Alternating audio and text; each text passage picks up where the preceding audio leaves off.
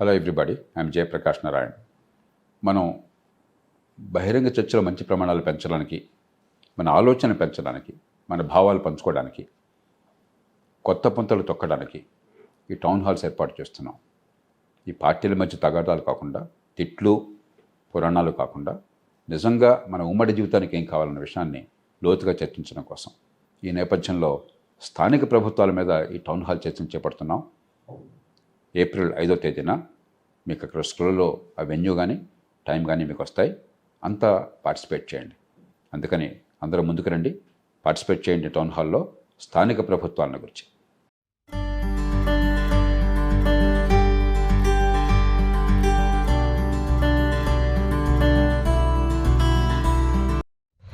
Delimitation భారతదేశ ప్రజాస్వామ్యానికి ఇదొక డైలమా అనేటువంటిది ఒక కామెంట్.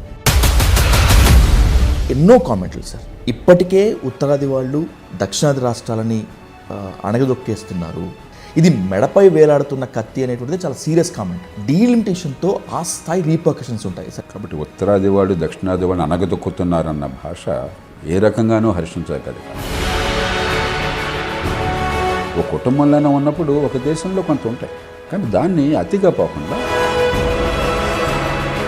డిఎంకే తీసుకున్నటువంటి ఆ ఇనిషియేషన్ మీటింగ్లో అనవసర అపోహలు భయాలే ఉన్నాయంటారా, లేకపోతే అసలు డీలిమిటేషన్ వల్ల ఎలాంటి దుష్పరిణామాలు ప్రభావాలు ఉండవా సార్? ప్రజల్ని మీ కులం పేరుతోనో మతం పేరుతోనో భాష పేరుతోనో రెచ్చగొట్టి విభజించి నేను గొప్ప పేట్రియాట్ అనిపించుకోవడం చాలా తేలిక. బ్యూరోక్రసీలో ఎక్కువగా ఈ ఆరోపణ వినిపిస్తూ ఉంటుంది. అంటే దక్షిణాదిగా ఉండేటువంటి బ్యూరోక్రాట్స్ను ఉత్తరాది బ్యూరోక్రాట్లు తొక్కేస్తూ ఉంటారు, లేకపోతే అధికారం ఎక్కువగా చలాయించడానికి ప్రమోషన్స్ కూడా ఎక్కువగా ఉంటాయని చెప్పి. ఈవేళ కాలంలో రాష్ట్ర భవిష్యత్తు కేవలం రాష్ట్రం చేతుల్లో, రాష్ట్ర ప్రభుత్వ చేతుల్లో. ఆనాడు గాలి జనార్దన్ రెడ్డి బెయిల్ విషయంలో పట్టాభికి వెళ్ళినటువంటి నోట్ల కట్టలైన, ఈరోజు ఢిల్లీ హైకోర్టు న్యాయమూర్తి ఇంట్లో బర్న్ అనేటువంటి నోట్ల కట్టలైనా కూడా ఆయన్ని తీసుకువెళ్ళి ఇంకొక దగ్గరికి ట్రాన్స్ఫర్ చేస్తే ఈ న్యాయమూర్తి మాకు వద్దు అని చెప్పి లాయర్లు ధర్నా చేసినటువంటి ఘటన. ఎవరండి నియమించింది? ప్రధానమంత్రి నియమించారా? న్యాయశాఖ మంత్రి నియమించారా?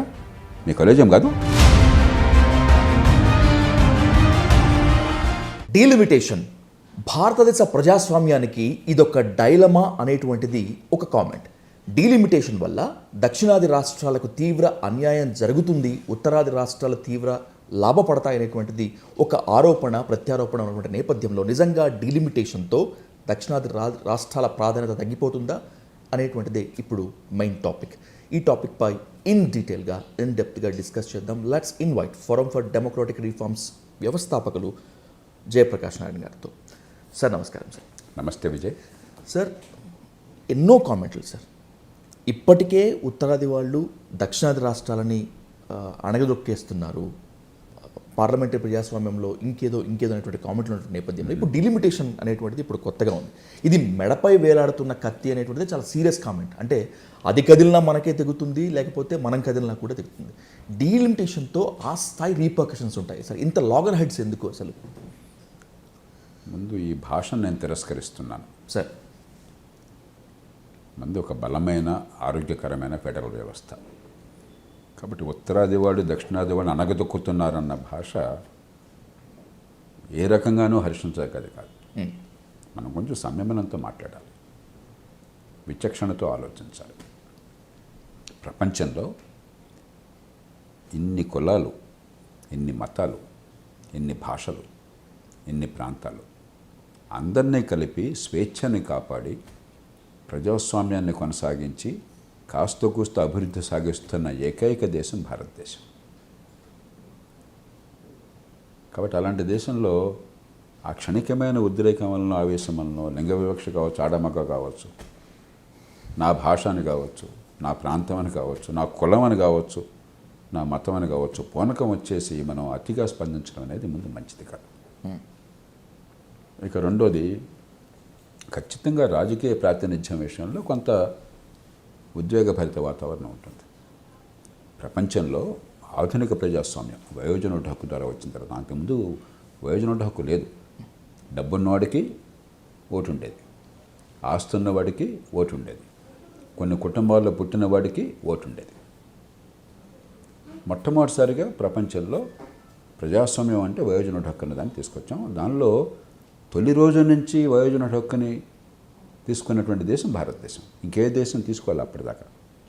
భారతదేశం మొదలుపెట్టేదాకా తొలి రోజు నుంచి ఆడమగ తేడా లేకుండా, కులం తేడా లేకుండా, మతం తేడా లేకుండా, ప్రాంతం తేడా లేకుండా, డబ్బుతో తేడా లేకుండా అందరికీ సమానంగా ఓటు ఇచ్చినటువంటి మొట్టమొదటి దేశం భారతదేశం. ఈ నేపథ్యంలో మనం ఆలోచించాలి. కాబట్టి దానిలో ప్రాతినిధ్యం నా భాష వాళ్ళకో, నా మతం వాళ్ళకో, నా కులం వాళ్ళకో, నా ప్రాంతం వాళ్ళకో ఎక్కువ తక్కువలు వస్తాయనేది కొంత మరి ఒక కుటుంబంలో తల్లిదండ్రులు ఆస్తిపాస్తులు పంపకాలు చేస్తుంటే పిల్లలు నాకు ఎక్కువ వచ్చింది, నాకు తక్కువ వచ్చిందని చెప్పిన పోటీ పడుతుంటారు కదా. ఒక కుటుంబంలోనే ఉన్నప్పుడు ఒక దేశంలో కొంత ఉంటాయి.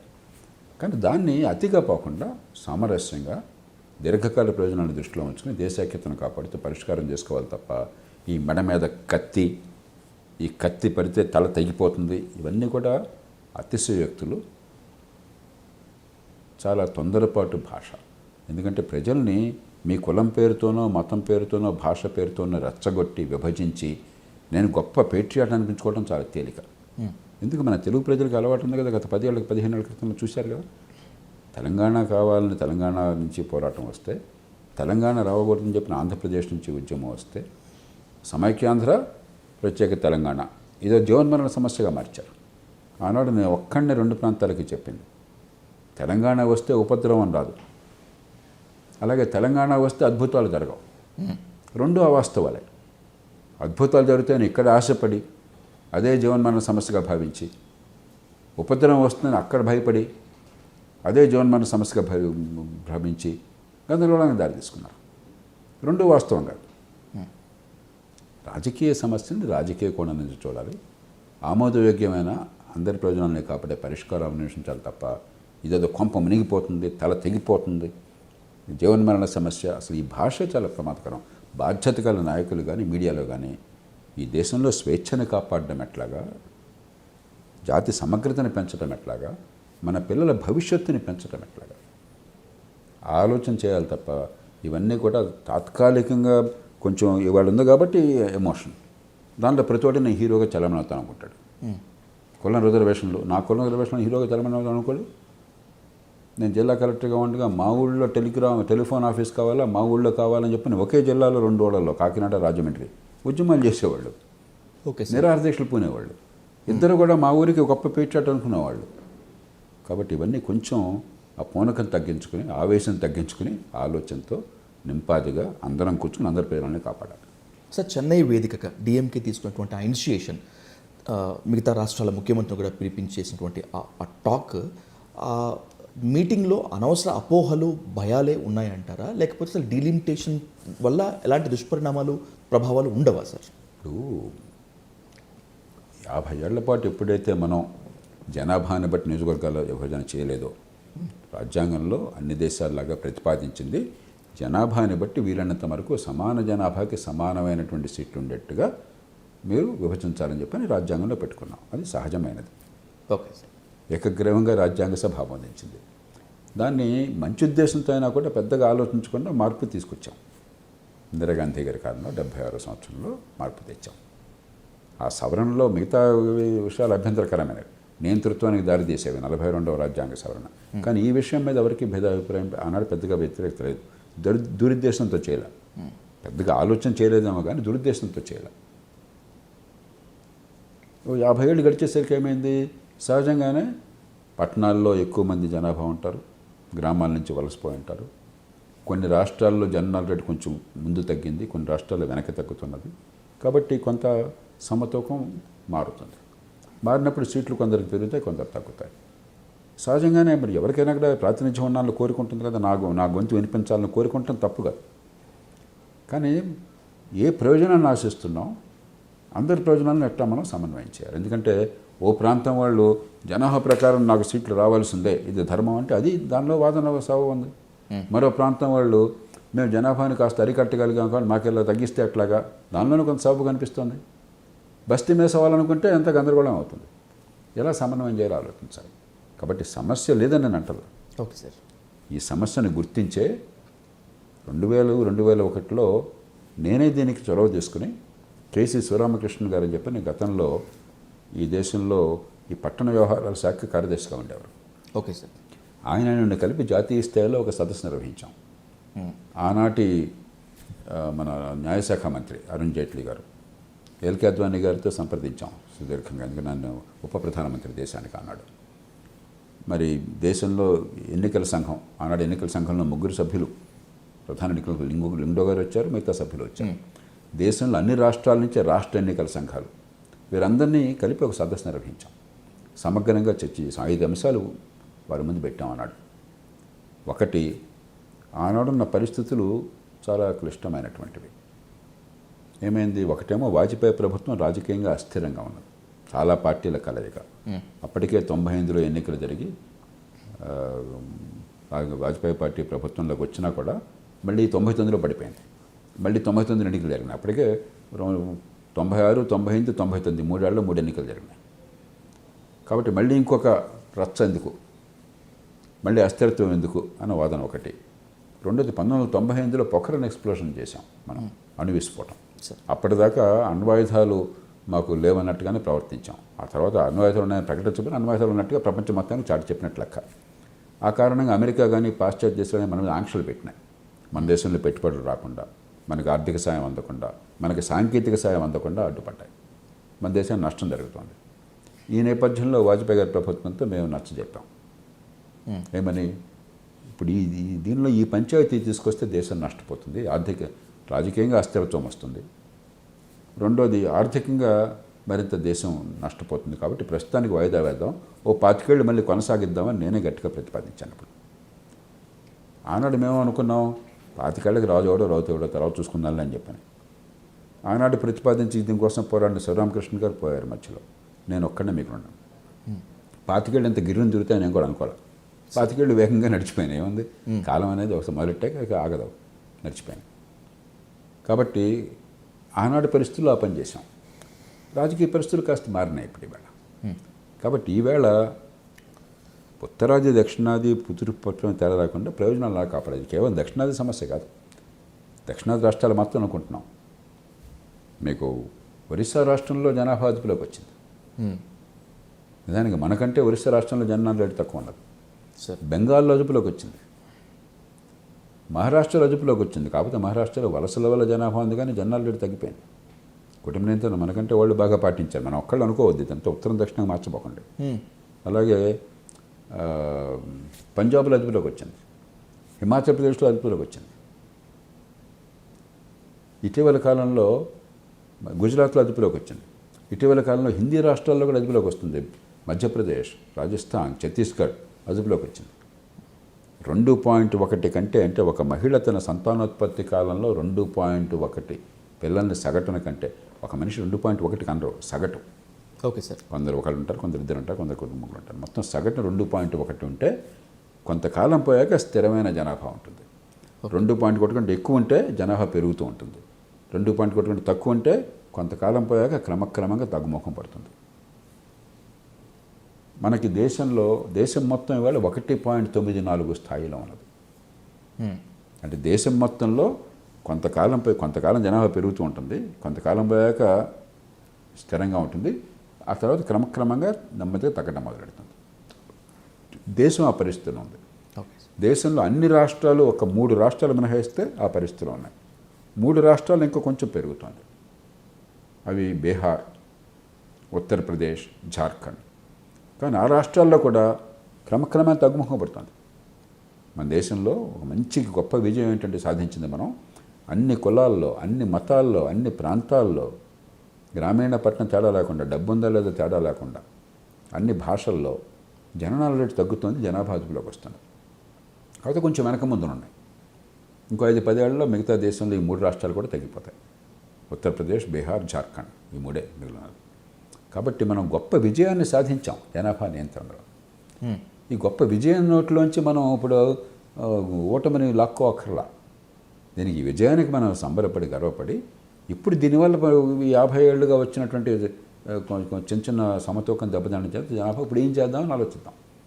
అందరి ప్రజలను కాపాడే రీతిలో, ఫెడరల్ వ్యవస్థను బలపరిచే రీతిలో, అప్పుడు పరిష్కారాలు దొరుకుతాయి. Sir, I'm sorry to ask, మీరు ఐఏఎస్ ఆఫీసర్గా కూడా పనిచేశారు. బ్యూరోక్రసీలో ఎక్కువగా ఈ ఆరోపణ వినిపిస్తూ ఉంటుంది. అంటే దక్షిణాదిగా ఉండేటువంటి బ్యూరోక్రాట్స్ను ఉత్తరాది బ్యూరోక్రాట్లు తొక్కేస్తూ ఉంటారు, లేకపోతే అధికారం ఎక్కువగా చలాయించడానికి ప్రమోషన్స్ కూడా ఎక్కువగా ఉంటాయని చెప్పి దాంట్లోంచే ఈ రాజకీయ ఆరోపణ కూడా పుట్టింది. నిజంగా అలా ఉంటుందా సార్? ఇప్పుడు అధికార యంత్రాంగం తీసుకున్నట్టయితే ఒక నిబంధన ఏమిటంటే ఆల్ ఇండియా సర్వీస్ అధికారులు ఇప్పుడు కూడా దాదాపు 3/4 మంది జాతీయ స్థాయిలో పనిచేస్తారు సార్. వీరంతా రాష్ట్రాల నుంచి పోయేవాళ్ళే. ఉన్నతాధికారులు, యూనియన్ ప్రభుత్వం అధికారులు ప్రత్యేకంగా సెంట్రల్ సర్వీస్ అని పేరుతూ ఉంటారు. రైల్వేస్ కానీ మరొకటి కానీ కొన్ని అకౌంట్స్, ఆడిట్స్ ఒక రకరకాలు ఉంటాయి. అదే ఆల్ ఇండియా సర్వీస్, అఖిల భారత సర్వీసులు, ఇండియన్ అడ్మినిస్ట్రేటివ్ సర్వీస్, ఐఏఎస్ కానీ ఐపీఎస్ కానీ, ఇండియన్ పోలీస్ సర్వీస్, మన ఫారెస్ట్ సర్వీస్ కానీ, ఇవి దేశం మొత్తానికి చెందిన వాళ్ళు. ఏ రాష్ట్రానికి వాళ్ళని కేటాయిస్తే రాష్ట్రానికి చెందిన వాళ్ళు. వారు కనుక జాతీయ స్థాయిలో పనిచేయడానికి సిద్ధపడినట్టయితే వాళ్ళ నుంచే జాతీయ స్థాయిలో కీలక పదవుల్లో నియమిస్తారు. మరి ప్రతి రాష్ట్రంలో ఇతర రాష్ట్రాల నుంచి సగం మంది ఉంటారు. అంటే దీనిలో ఉత్తరం దక్షిణం అన్న తేడా ఏం పెద్దగా ఉండదు మనం అనుకుంటాం. కానీ నిజానికి దక్షిణ భారతదేశంలో జనాభాతో పోలిస్తే అధికారుల సంఖ్య పూర్వం ఎక్కువ ఉండేది. ఎందుకంటే ఆ రోజుల్లో ఇక్కడి నుంచి ఎక్కువ మంది తయారయ్యేవాళ్ళు. ఇటీవల కాలంలో ఒరిస్సా నుంచి ఎక్కువ మంది వస్తున్నారు. ఢిల్లీ నుంచి ఎప్పుడూ ఎక్కువ వస్తూ ఉంటారు. మరి కొన్ని రాష్ట్రాల నుంచి ఎక్కువ వస్తాయి. కొన్ని రాష్ట్రాలు, మహారాష్ట్ర చాలా కొద్ది మంది ఐఏఎస్ అధికారులు వెళ్తారు అక్కడికి. గుజరాత్ చాలా కొద్ది మందే వెళుతుంటారు. అంటే దీనిలో ఈ ప్రాంతాల కారణంగా తొక్కేయటము ఇవన్నీ కూడా, ఈ భాష అంతా కూడా చాలా 1000 ఏళ్ల క్రితం భాష, ఫ్యూడల్ భాష. అలాంటిదేమి ఉండదు సార్. ఇప్పుడు ఈ డీలిమిటేషన్పై ఉన్నటువంటి అపోహలు లేకపోతే ఇంకెన్నో తొలగిపోవాలంటే కన్సెసస్ వల్ల ఈ పరిష్కారం దొరికేటువంటి ఛాన్స్ ఉంటుందా సార్? బికాజ్ అసలు కన్సెన్సస్ కాకుండా పరిష్కారం లేదు. మనది ఒక ఫెడరల్ వ్యవస్థ. మనం ఈ దేశంలో ఇందాక జనాభా విషయం చెప్పాను సార్. ఫెడరల్ వ్యవస్థ విషయంలో అద్భుత విజయాలు సాధించాం మనం. 40 ఏళ్ల క్రితం ఎన్టీ రామారావు గారు కరెక్ట్గా 40 ఏళ్ల క్రితం, 42 ఏళ్ల క్రితం 83లో వచ్చారు ముఖ్యమంత్రిగా. ఆయన అపారమైన ప్రజాబలంతో ముఖ్యమంత్రి అయితే 84లో ఢిల్లీలో కలం పోటుతో చిటికేసి తీసి పారేశారు. మీరు ఇక్కడ ఏ పరిశ్రమ కావాలన్నా, ఒక పోర్టు కావాలన్నా, ఎయిర్పోర్ట్ కావాలన్నా, మరొకటి కావాలన్నా ఢిల్లీ వాడి అనుమతి కావాలి, వాళ్ళు అందించాలి. ఏ చిన్న పని కావాలన్నా వాడి నుంచి డబ్బులు ప్రత్యేకంగా మంజూరు కావాలి, ప్రణాళికా సంఘం వారి ఆమోదం కావాలి. పేరుకి రాష్ట్రాలే తప్ప రాష్ట్రాలను నిర్వీర్యం చేసేశారు. ఇవాళ కాదు. ఈవేళ మన దేశంలో ఏ రాష్ట్రంలో అయినా సరే ప్రజల భవిష్యత్తు రాష్ట్రాల చేతుల్లో ఉన్నది. జాతీయ స్థాయి రోజు మనం ప్రచారం కోసం మాట్లాడుకుంటున్నాం, టీవీ కెమెరాలు, పత్రికలు ఏదో మాట్లాడుకుంటున్నాం తప్పితే రాష్ట్ర భవిష్యత్తు, నేను ఈ మాట నిర్ద్వంద్వంగా చెప్తున్నాను, ఈవేళ కాలంలో రాష్ట్ర భవిష్యత్తు కేవలం రాష్ట్రం చేతుల్లో, రాష్ట్ర ప్రభుత్వ చేతుల్లో ఉన్నది. విద్య కావాలి, పూర్తిగా రాష్ట్రం చేతుల్లో ఉన్నది. మంచి విద్య అందుతుందా లేదా, రాష్ట్రం చేతుల్లో ఉన్నది. మంచి విద్య అందకపోతే పూర్తి బాధ్యత రాష్ట్ర ప్రభుత్వాలు. విద్య కోసం అని చెప్పని మన తెలంగాణ బడ్జెట్లో 27,000 కోట్లు చూపెట్టారు. మిగతా ఈ రెసిడెన్షియల్ పాఠశాల, గురుకుల పాఠశాలలు ఇవన్నీ కలిపితే, మిగతా డబ్బులు కలిపితే బస్సు 35,000 కోట్లు ఖర్చు అవుతూ ఉంటుంది. పట్టుమని 25 లక్షల మంది కూడా పిల్లలు లేరు గవర్నమెంట్ స్కూళ్ళల్లో. అంటే ఒక్కొక్క బిడ్డ మీద 1,20,000, 1,25,000 ఖర్చు పెడుతున్నారు. ఏం విద్య అందుతుంది? పట్టకొస్తే అక్షరం ఒక్క రావట్లా 180 మందికి. పూర్తిగా రాష్ట్రం చేతుల్లో ఉంది. ఆరోగ్యం ఉందా లేదా, పూర్తిగా రాష్ట్రం చేతుల్లో ఉంది. అది పూర్తిగా రాష్ట్రం సబ్జెక్ట్. Okay sir. రోడ్లు బాగున్నాయా లేదా, ట్రాఫిక్ ఎట్లా ఉందా హైదరాబాద్లో, పోలీస్ స్టేషన్కి వెళ్తే న్యాయం జరుగుతుందా లేదా, కోర్టుల్లో సకాలంలో తీర్పులు ఇవ్వగలుగుతున్నారా లేదా, సమన్యాయం అందుతోందా లేదా,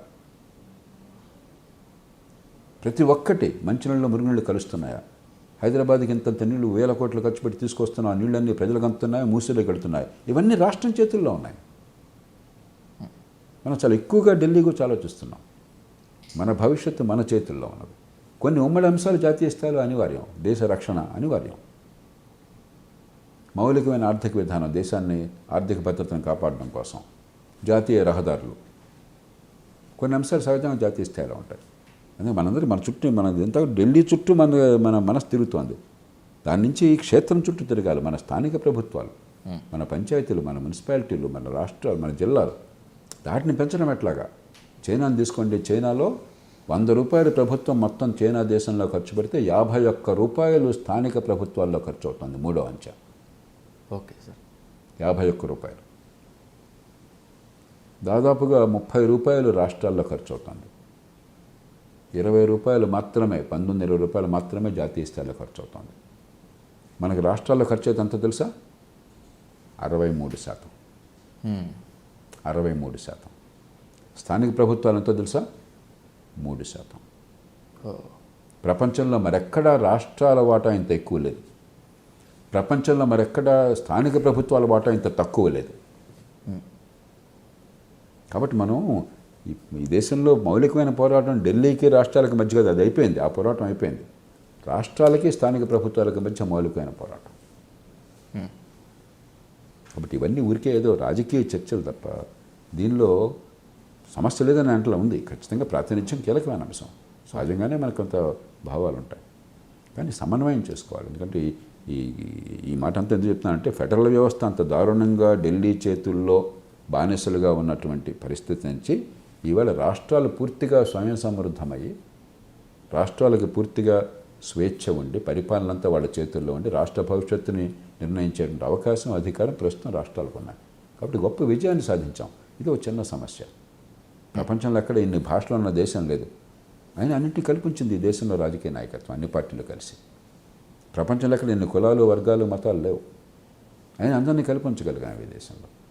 ఎన్నో విషయాల్లో ఏకాభిప్రాయాన్ని సాధించగలిగాం. ఇది ఒక చిక్కు సమస్య, తేలిగ్గా పరిష్కరించగలం మంచి మనసు ఉంటే. అంతేగాని బస్తీ మే సవాల్, మా ఊరు పేట్రియటిజం నాకు, నా కులం పేట్రియటిజం నాకు, ఇలా అనుకుంటే రాదు. ఇవన్నీ కూడా చాలా, నేను ఎవరిని అవమానించాలని చెప్పడం లేదు, ఇది చాలా చౌకబారైనటువంటి రాజకీయం. నా కులానికి అయిపోతే అంత తెలుస్తానడం చాలా తేలిక. పనికి మాలిన వాడు కూడా ఆ మాట చెప్పేసి పెద్ద నాయకుడు కావచ్చు. దానికి తెలివితేటలక్కర్లా, చిత్తశుద్ధక్కర్లా. అందరినీ కల్పించి అందరినీ పెంచడం ఉంది అక్కడ కష్టం ఉంది. ఏదైనా కష్టం అక్కడ ఉంది. అది కులం కావచ్చు, మతం కావచ్చు, ప్రాంతం కావచ్చు, భాష కావచ్చు. మన ప్రయోజనాలు మనం కాపాడుకోవాలి. ఉదాహరణకు ఆంధ్రప్రదేశ్కి మరి విభజన చట్టం ప్రకారం సరిగ్గా రావటం లేదు అని చెప్పిన ఆరోపణలు వచ్చినప్పుడు నేను జాతీయ స్థాయిలో కమిటీ ఏర్పాటు చేశాను. కానీ ఆంధ్రప్రదేశ్ కాబట్టి గుడ్డిగా నాకేమన్నట్టు నా మాట కాబట్టి పట్టించుకున్నాడు కదా. ఆంధ్రప్రదేశ్లో బాగుందనేవాడు 2 రోజుల పాటు, దేశం పట్టించుకుని కాదు. ఏం చేశాం మేము? జాతీయ స్థాయి నిపుణులను దానిలో పెట్టాను. Okay sir. తెలుగు వాళ్ళతో పాటు వైకే అలగ్, ఆయన గుజరాత్కి చెందినవాడు, జాతీయ స్థాయిలో మంత్రిగా పనిచేశాడు, ప్రణాళికా సంఘం ఉపాధ్యక్షుడిగా పనిచేశాడు, గొప్ప ఆర్థికవేత్త, ఆయన పెట్టాను అధ్యక్షుడిగా. అట్లాగే తమిళనాడు నుంచి షణ్ముఖం గారు, Madras institute development studies director, ఆయన పెట్టాను. అలాగే ఉత్తరాదిన మరి కర్ణాటక నుంచి గోవిందరావు గారు, 10వ ఆర్థిక సంఘం సభ్యులు, 14వ ఆర్థిక సంఘం సభ్యులు, ఆయన పెట్టాను. ఉత్తరాది నుంచి ప్రొఫెసర్ శర్మ గారు, 15వ ఆర్థిక సంఘం సభ్యులు, ఆయన పెట్టాను. వాళ్ళందరూ చూసి చెప్పాలి ఇది ధర్మం అని చెప్పాను. అంతేగాని మీకు మీరు ధర్మం అనుకుంటే ఇంకో స్టార్ట్ వాడు ధర్మం అనుకుంటాడు. కర్ణాటక పోతే కర్ణాటక నీళ్ళు తుంగభద్ర నీళ్లు కావాలి. కర్ణాటకలో రాజకీయ వాళ్ళు ఏమంటారు, ఒక్క చుక్క రాయలసీమ కలడానికి వెళ్ళదు అంటాడు. రాయలసీమ నాయకుడు అంటాడు, మొత్తం నీళ్ళు రాకపోతే అంత తెలుస్తానంటాడు. దీనిలో పెద్ద తెలివితేటలు ఒక్కర్లా. ఇద్దరు ప్రయోజనాన్ని సమన్వయం చేయాలి. సార్, కారణాలు ఏవైనా కావచ్చు, సందర్భాలు ఏవైనా కావచ్చు, కేంద్రం నియంతలాగా వ్యవహరిస్తోంది, ఫెడరల్ స్ఫూర్తికి విరుద్ధంగా, వ్యతిరేకంగా అనేటువంటిది ఒకనాటి కామెంట్. ఈ డీలిమిటేషన్ వేదికగా వచ్చినటువంటి ఇంకొక కామెంట్ ఏంటి అంటే, ఇది డీలిమిటేషన్ కాదు, లిమిటేషన్, దిస్ ఈజ్ వెండెట్టా పాలిటిక్స్ అనేటువంటిది ఇంకొక కామెంట్. సో డీలిమిటేషన్ లాంటి ఒక సమస్యనో, లేకపోతే మీరు చెప్పినట్లు కూర్చుంటే పరిష్కరించగలిగిన ఒక సమస్యను ముందు పెట్టి రాష్ట్రాలు, పాలకులు తమ చేతకానితనాన్ని కప్పిపుచ్చుకునేందుకు ఇదంతా తీసుకొస్తున్నారా సార్? అంత పరుషమైన మాటలు నేను అన్నాం. కానీ ఖచ్చితంగా రాజకీయంలో ఉన్నప్పుడు ఓటును ఆకర్షించాలి, ఓటర్లను కాస్త ఆవేశపరచాలి. చాలా తేలికేంటి, అరే మన ఊరికి అన్యాయం జరుగుతుందంటే ఇప్పుడు పూర్వకాలం మా ఊరు కృష్ణకి కొంచెం 2 కిలోమీటర్ల దూరంలో ఉండేది సార్. ఆ రోజుల్లో ఏమనుకున్నాడు, వరదలు చాలా అరుదుగా వచ్చేవి. ఏమైనా వరదలు వచ్చినప్పుడు ఏమనుకున్న వాళ్ళు, మాకు వరద రాకుండా ఇంకో చోట గట్టి తగ్గొట్టేస్తే వాడు పోతాడు, మనం సేఫ్ జోన్లో ఉండాలి. అంటే ఇది మానవ సహజం. ఇది ఇవన్నీ కూడా ఏంటంటే, అవును సార్, చిన్నది కానీ పెద్దది కానీ దాంతో ఏంటి, ఆ ఊరు పెట్టినట్టు వచ్చేస్తుంది. మా ఊరిని కాపాడుకోవాలంటే ఏదైనా చేస్తానని చెప్పని, అది చాలా ధర్మం అనుకుంటున్నాం. కాదు, అందరినీ కలిపి కాపాడుకునేట్లనే ధర్మం. ఇవంతా ఏంటి, ట్రైబల్ తత్వం. ఇది ట్రైబల్ సమాజంలో ఈ తెగకి ఆ తెక్కే పడదు. వాడి బతితే వీడు చేస్తాడు, ఇది బతితే వాడు చేస్తాడు. దాని నుంచి వచ్చిన ఆలోచనలు అయితే రాజకీయంగా జనాన్ని ప్రభావ పెట్టాలి. మనసులో అప్పుడు ఎప్పుడు దాని ఏమవుతుంది, నిజంగా మీరు నమ్మటం మొదలెడతారు. ఇప్పుడు ఆంధ్రప్రదేశ్, తెలంగాణలో 2 ప్రాంతాల్లో కూడా బలంగా నమ్మారు కదా రెండు పక్కల. అవును సార్. సమైక్యాంధ్ర లేకపోతే మునిగిపోతుందని అక్కడ నమ్మారు, తెలంగాణ వస్తే అద్భుతం జరుగుతుంది ఇక్కడ నమ్మారు. ఆ నమ్మినప్పుడు నమ్మకం వెనక ఆధారాలు లేకపోవచ్చు, కానీ బలమైన నమ్మిక మనలో ఉన్నప్పుడు మనకు చాలా బలంగా అనిపిస్తుంది. కానీ కొంచెం హేతుబద్ధంగా ఆలోచిస్తే ఇదంత గొప్ప విషయం కదా, అంత ఆవేశపడక్కర్లేదని అర్థమవుతుంది. అందుకే నేను ఆనాడు వాదించాను, తెలంగాణ వస్తే ఉపద్రవం రాదు, తెలంగాణ వస్తే అద్భుతం జరగదు. ఇవాళ ఈ మాట కాదని రెండు ప్రాంతాల్లో ఎవరైనా చెప్పనండి నాకు.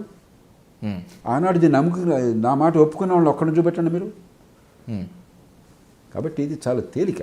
సమాజంలో ఏదో రూపంలో నా వర్గం, నా కులం, నా మతం, నా ప్రాంతం, ఆ ప్రాంతానికి గొప్ప పని చేస్తున్నాను, నా వర్గాన్ని కాపాడుకుంటున్నాను, నేను ప్రజల కోసం అద్భుతమైన సేవ చేస్తున్నాను భావించడం చాలా తేలిక. అందరినీ కలిపి అందరి ప్రయోజనాలని సమన్వయం చేయడం అక్కడ నిజమైన నైపుణ్యం, నాయకత్వం, దూరదృష్టి కావాలి.